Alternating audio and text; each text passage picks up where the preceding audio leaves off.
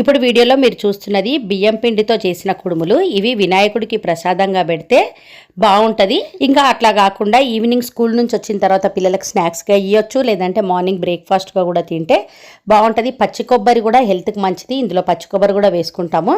పచ్చి కొబ్బరిలో కొంచెం అల్లము పచ్చిమిర్చి వేసుకొని గ్రైండ్ చేసుకొని పక్కకు పెట్టుకొని కుడుముల కోసం పిండి తడుపుకోవాలి. దానికోసం ఇక్కడ 2 కప్స్ వాటర్లో కొంచెం జీలకర్ర కొంచెం ఉప్పు వేసి 2 కప్స్ బియ్యం పిండి వేసుకొని మంచిగా ఉడికించుకోవాలి. తర్వాత ఇదంతా పిండి మామూలుగా చపాతీ పిండి లాగా తడుపుకున్న తర్వాత వీటిని మనకు నచ్చిన షేప్లో, అంటే మామూలుగా చిన్న సైజ్ అనేది చిన్నగా చేసుకుంటారా పెద్దగా చేసుకుంటారా అనేది మీ ఇష్టము.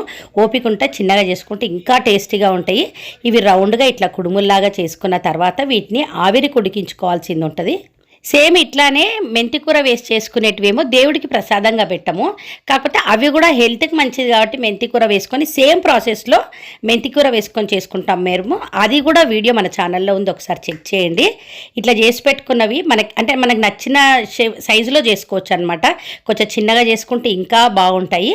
తర్వాత ఇక్కడ ఆయిల్లో ఆవాలు జీలకర్ర ఇంకా కొంచెం మినపప్పు శనగపప్పు ఎండుమిర్చి వేసుకొని ఇంకా ఆవిరికి ఉడికిన కుడుములు కూడా వేసుకొని ఇవి ఆయిల్లో కొంచెం ఫ్రై కావాలి. తర్వాత మనం గ్రైండ్ చేసి పెట్టుకున్న పచ్చిమిర్చి పచ్చి కొబ్బరి ఉంది కదా, అది వేసేసుకొని అది వేసుకున్న తర్వాత కూడా కొద్దిగా ఫ్రై అయిన తర్వాత ఇంకా స్టవ్ ఆఫ్ చేసేసుకొని ఇవి వినాయకుడికి ప్రసాదంగా పెడితే బాగుంటుంది.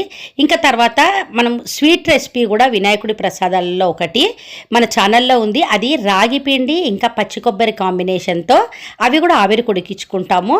అవి తయారు చేసుకునే విధానం చూడాలనుకుంటే ఇక్కడ కింద మన ఛానల్ నేమ్ కింద ఉంది కదా, ఆ లింక్ ఒకసారి చెక్ చేయండి.